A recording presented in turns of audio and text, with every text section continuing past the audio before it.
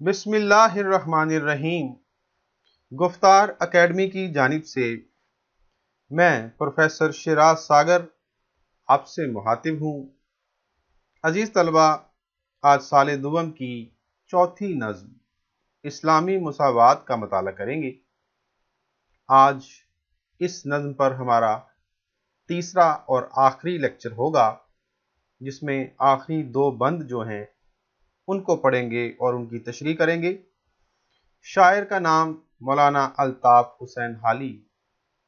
अगर आपने अभी तक मेरे पहले दो लेक्चर्स नहीं देखे तो इस वीडियो की डिस्क्रिप्शन में आपको वो दोनों लिंक्स मिल जाएंगे। तो आइए बंद नंबर 6 को पढ़ते हैं। ये हो सकते हैं उनके हम जिन्स क्यों कर, नहीं चैन जिनको जमाने से दम भर। सवारी को घोड़ा न हिदमत को नौकर, न रहने को घर और न सोने को बिस्तर। पहनने को कपड़ा न खाने को रोटी, जो तदबीर उल्टी तो तकदीर खोटी। ज्यादा मुश्किल अल्फाज इसमें नहीं है। हम जिन्स का मतलब होता है यानी उनके साथी, उनके हम रुतबा, उनके हम पल्ला, उनके जैसे या फिर उनकी किस्म के लोग। तो इसके बाद लफ्ज़ चैन मतलब आराम, सुकून। दम भर का मतलब होता है लम्हा भर, थोड़ी देर के लिए। और तदबीर का मतलब ये पहले भी बता चुका हूँ, सोच विचार करना, कुछ जतन करना। तकदीर खोटी होना एक मुहावरा है। इसका मतलब है इंतहाई बदकिस्मत होना, यानी लाख जतन करने के बावजूद भी आपकी तवक्को के बरखिलाफ होना। तो निकात देखते हैं जी। मुफलिस उमरा के साथी नहीं हो सकते। अच्छा, यहाँ जिक्र आ गया है गरीबों का, जो मुफलिस हैं, जो तंग दस्त हैं। इससे पहले जो हमने दो तीन बंद पढ़े उनमें तबका उमरा का रहन सहन दिखाया गया था, उनकी तर्ज मुआशरत, उनका लाइफ स्टाइल, उनका क्या पहनते हैं, क्या खाते हैं, उनके नौकर चाकर, उनकी आनियाँ जानियाँ, और फिर वो किस तरह सफ़र करते हैं वगैरह वगैरह।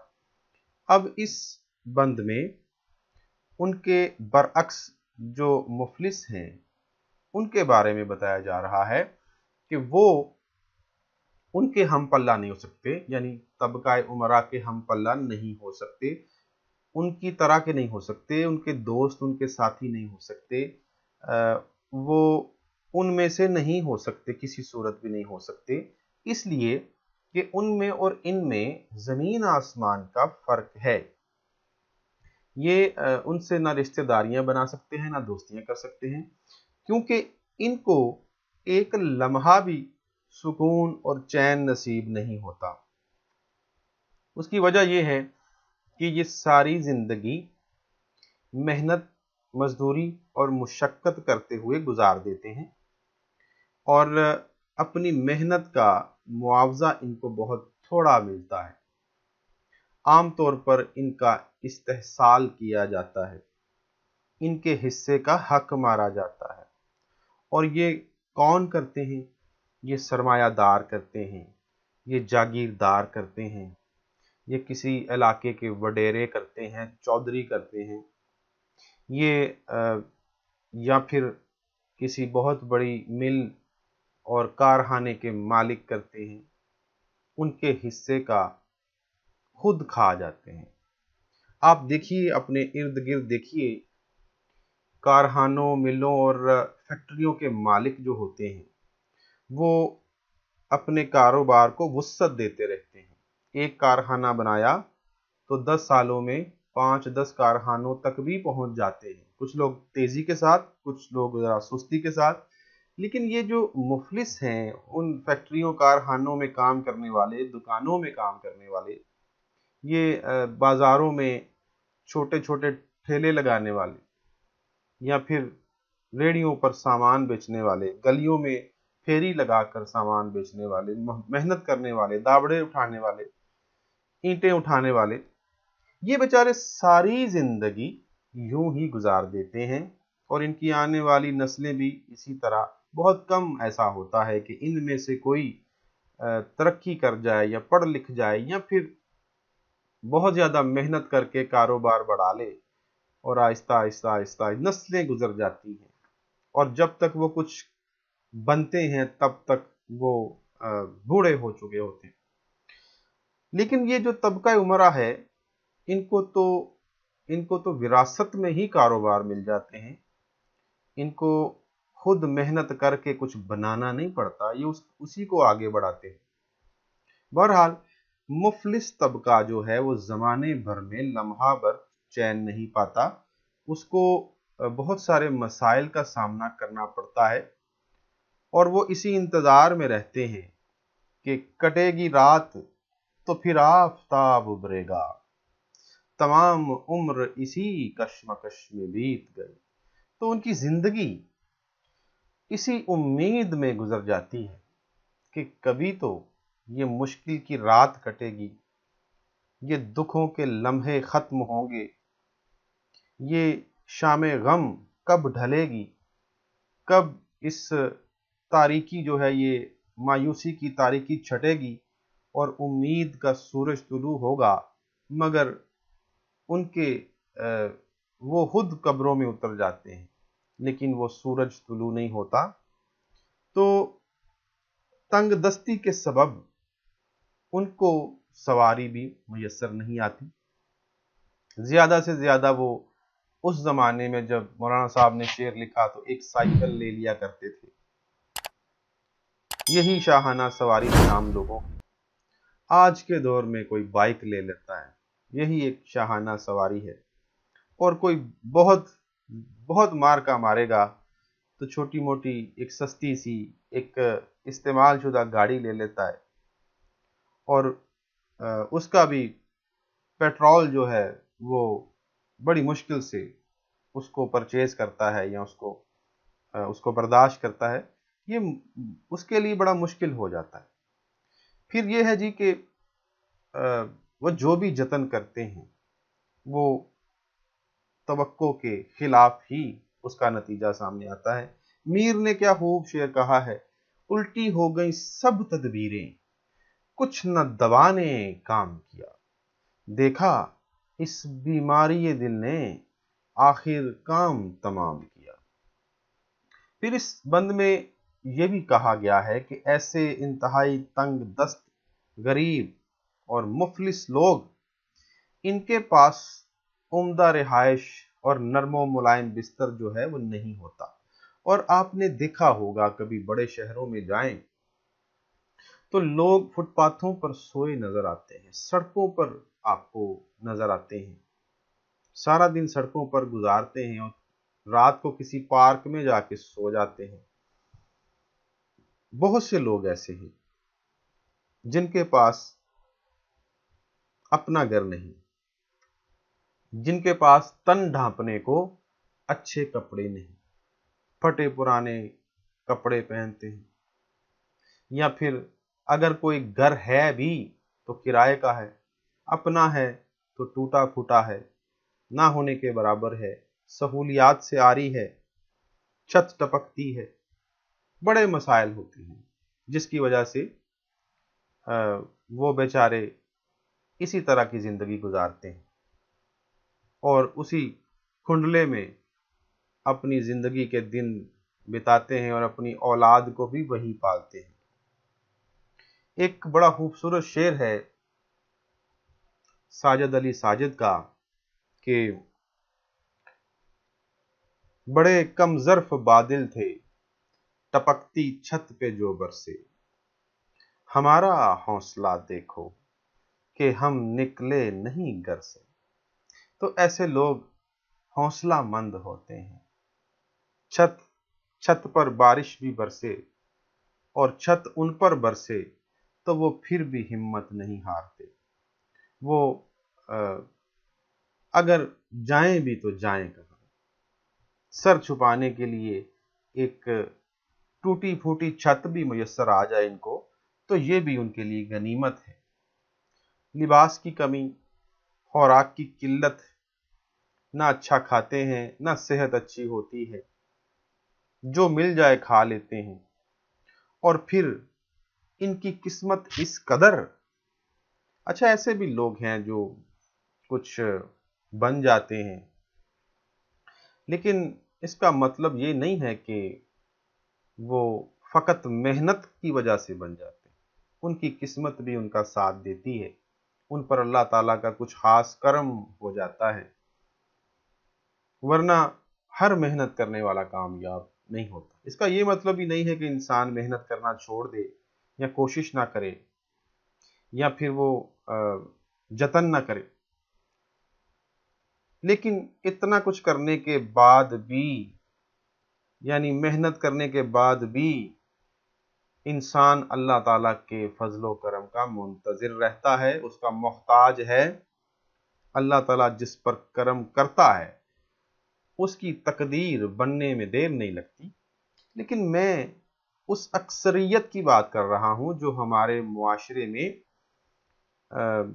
انتہائی نچلی سطح پہ زندگی گزارتے ہیں، جن کے بچے تعلیم حاصل نہیں کر سکتے، جو اچھا کھا پی نہیں سکتے، اور اگر کچھ کوشش بھی کرتے ہیں تو ان کی توقع کے برخلاف فیصلے ہوتے ہیں، ان کی تقدیر ان کا ساتھ نہیں دیتی، ان کی قسمت جو ہے وہ ان کے ساتھ نہیں چلتی، اور وہ مر کر بھی بیچارے ان کو جو ہے ان کی تقدیر ان کے ساتھ ستم ظریفی ہی برتتی ہے۔ ایک شعر بڑا عمدہ اس حوالے سے، مقدر میں جو سختی تھی وہ مر کر بھی نہیں نکلی، لحد کھو دی گئی میری تو پتھریلی زمین نکلی۔ کیا عمدہ شعر ہے بدقسمتی اور کھوٹی تقدیر کے حوالے سے، کہ شاعر نے کہا ہے کہ اتنا سخت مقدر تھا میرا زندگی بھر کہ مرنے کے بعد جب میری قبر کھودی گئی تو مجھے مرنے کے بعد بھی زمین نرم نہیں ملی، وہ بھی پتھریلی اور سخت ملی۔ تو آئیے اب چلتے ہیں آخری بند کی جانب اور اس کی تشریح کرتے ہیں۔ یہ پہلا سبق تھا کتاب خدا کا کہ ہے ساری مخلوق کنبہ خدا کا، وہی دوست ہے خالق دوسرا کا، خلائق سے ہے جس کو رشتہ ولا کا، یہی ہے عبادت یہی دین و ایمان، کہ کام آئے دنیا میں انسان کے انسان۔ یہ خدا کا مطلب ہوتا ہے ہدایت یا سیدھا راستہ، اور کتاب خدا کا مطلب ہدایت دینے والی کتاب یعنی کہ قرآن مجید۔ کنبہ کا مطلب ہوتا ہے خاندان، اور خالق دوسرا کا مطلب ہے دونوں جہانوں کو پیدا کرنے والا۔ تو اس کا مطلب ہی یعنی اللہ تعالیٰ کی ذات۔ خلائق جو ہے جی مخلوقات یعنی مخلوق کی جمع، اور ولا کہتے ہیں دوستی کو، پیار کو، انس کو، محبت کو۔ تو اس بند آخری بند میں بڑی اہم بات کی گئی ہے، یہ بڑا اہم، پہلے 4 مصرے خاص طور پر بہت اہم ہیں، اور یہ بورڈ کے پیپر میں کئی بار یہ آ بھی چکے۔ تو سب سے پہلے ہم بات کریں گے کہ قرآن مجید کا جس کو کہ کتاب خدا کہا گیا ہے اس کا پہلا سبق کیا ہے۔ یہ پہلا سبق جو ہے میں قرآن کی ایک آیت سے واضح کرنا چاہوں گا۔ سورہ حجرات کی آیت نمبر 18 ہے، انما المؤمنون اخوۃ فاصلحوا بین اخویکم، بے شک مسلمان آپس میں بھائی بھائی ہیں، سو اپنے بھائیوں میں صلح کرا دو۔ تو مسلمانوں کو ایک دوسرے کے ساتھ محبت سے رہنے کا بتایا گیا ہے۔ ان کے لیے حکم ہے کہ اگر 2 بھائی آپس میں لڑ بھی پڑتے ہیں تو آپس میں ان کی صلح کرواؤ، کہیں وہ ساری زندگی ایک دوسرے کے ساتھ ناراض نہ رہیں، وہ آپس میں لڑتے نہ رہیں، وہ ایک دوسرے کے ساتھ محبت سے پیش آئیں، خلوص سے پیش آئیں، بے لوث ہو کر ایک دوسرے کی مدد کریں، تاکہ انسانیت کی مدد ہو سکے، تاکہ انسان سکھ، چین اور اطمینان کے ساتھ زندگی گزار سکے۔ تو یہ قرآن کا حکم ہے، اور ہمارے لیے یہ فرض ہے کہ ہم اس حکم کی تعمیل کریں۔ پھر اس میں بڑی اہم بات ہے، جو درسی کتاب ہے اور جس صفحے پر یہ بند موجود ہے، اس صفحے کے نیچے ایک حدیث لکھی ہے، اور اس حدیث کا مفہوم، اس کا ترجمہ بھی لکھا ہوا ہے، اور وہ میں پڑھ بھی دیتا ہوں۔ یعنی ساری مخلوق اللہ کا کنبہ ہے، اور اللہ کے نزدیک وہی سب سے زیادہ محبوب ہے جو اس کے کنبے سے حسن سلوک سے پیش آتا ہے۔ تو ایک طرح سے یہ پہلے جو 4 مصرے ہیں، جو بڑے اہم بھی ہیں، جس میں قرآن مجید کا ذکر ہے، اللہ تعالیٰ کا ذکر ہے، اور اس کی مخلوقات کا تذکرہ ہے، یہ در حقیقت اسی جو حدیث ہے اس کا ہی مفہوم، یا اسی کو جو ہے شاعری میں ڈالا گیا ہے۔ اور یوں سمجھ لیجئے کہ شاعر نے اس حدیث سے استفادہ کیا ہے۔ تو اس شعر میں بھی یہی بات کی گئی ہے کہ ساری مخلوق، اس دنیا میں موجود تمام مخلوقات اللہ تعالیٰ کا خاندان ہے، اللہ تعالیٰ ان کا خالق ہے، تو اللہ نے ان کو بنایا ہے، اور اپنی مخلوق کا وہ اس طرح خیال رکھتا ہے جیسے کہ کوئی اپنے خاندان کے ہر فرد کا خیال رکھتا ہے۔ اور جب خاندان کے کسی فرد کو تکلیف پہنچتی ہے تو اس گھر کے سربراہ کو بھی تکلیف پہنچتی ہے، کیونکہ وہ سب سے یکساں محبت سے پیش آتا ہے، سب سے ایک جیسا سلوک کرتا ہے، سب کو مساوات جو ہے، سب کے لیے اس کی مساوات ہے، برابری رکھتا ہے سب کے لیے۔ تو اللہ تعالیٰ جو ہیں وہ بھی اپنی مخلوق سے ایک جیسا سلوک رکھتے ہیں، سب سے محبت رکھتے ہیں، اور اللہ تعالیٰ کی جو مخلوق ہے وہ اس کا خاندان ہے۔ پھر یہ کہا گیا ہے کہ اس 2 جہانوں کو پیدا کرنے والا جو ہے وہ فقط اسی کا دوست ہو سکتا ہے، یا فقط وہ شخص اللہ کا دوست ہو سکتا ہے جو اس کی مخلوق سے محبت کا رشتہ رکھتا ہے، جو اس کی مخلوقات سے پیار کرتا ہے، جو ان کو نقصان نہیں پہنچاتا، جو ان کو ہاتھ اور زبان سے تکلیف نہیں دیتا، جو ان کے خلاف کسی قسم کا کوئی جارحانہ اقدام نہیں کرتا۔ تو اللہ تعالیٰ نے ان لوگوں کے لیے بے شمار خوشخبریاں جو ہیں پہنچائی ہیں، جو اللہ تعالیٰ کی مخلوق سے رحم دلی سے پیش آتے ہیں، یا پھر صلہ رحمی سے پیش آتے ہیں، ان پر کرم کرتے ہیں، ان پر مہربانیاں کرتے ہیں، ان پر احسان کرتے ہیں، نیکی کرتے ہیں، ان کی مدد کرتے ہیں، ان کو ہر طریقے سے، یعنی مالی طور پر کرنی پڑے تو، یا پھر عملی طور پر کرنی پڑے تو، وہ مخلوق کے ساتھ رحم دلی سے پیش آتے ہیں، اور محبت اور خلوص کے ساتھ ایک معاشرے میں رہتے ہیں۔ ایک شعر ہے جی، کرو مہربانی تم اہل زمیں پر، خدا مہرباں ہوگا عرش بری پر۔ اور ایک اور اقبال کا بڑا عمدہ شعر ہے، بندہ و صاحب و محتاج و غنی ایک ہوئے، تیری سرکار میں پہنچے تو سبھی ایک ہوئے۔